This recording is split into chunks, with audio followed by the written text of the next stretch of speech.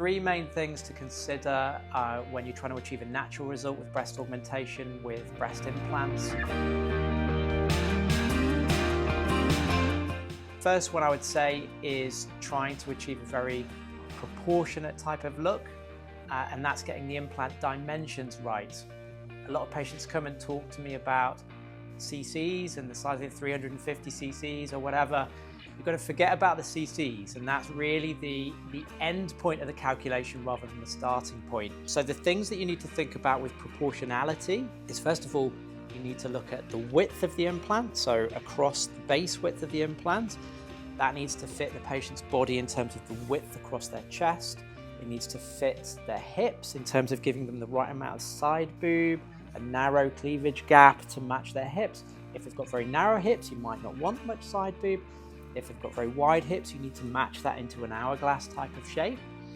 And then from a projection point of view, which is the other measurement in centimeters coming away from their body, one implant that's at 340 cc could look very natural on one person's frame and look huge on somebody else's frame, depending on all those factors. The second thing that's important is choosing the type of implant. So different types of implant will give a more natural result, or might give a more fake result, or a more contoured type of cleavage.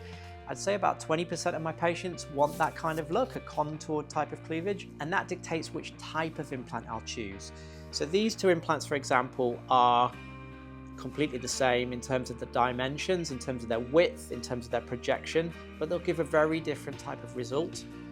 This implant is made out of a slightly more grippy texture and is designed to sit a little bit higher. And it's also made out of a firmer gel, so when you hold the implant up,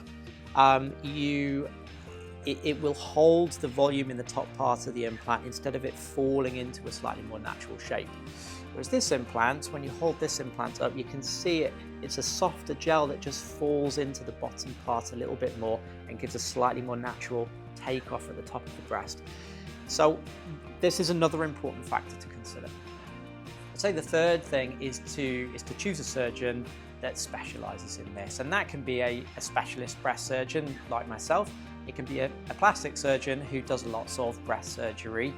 Look at their results on social media, make sure you're happy that there's somebody who tries to achieve a natural result. Look at their reviews, make sure that some of the reviews talk about natural results, and make sure it's somebody who communicates well, because listening to the patient and knowing what they want to achieve, what their priorities are, how much projection they want, what kind of result they want to achieve, rather than just copying and pasting the same result for everybody. Somebody who's done a lot of breast augmentations will be much better at dissecting a pocket, making sure you're not going to end up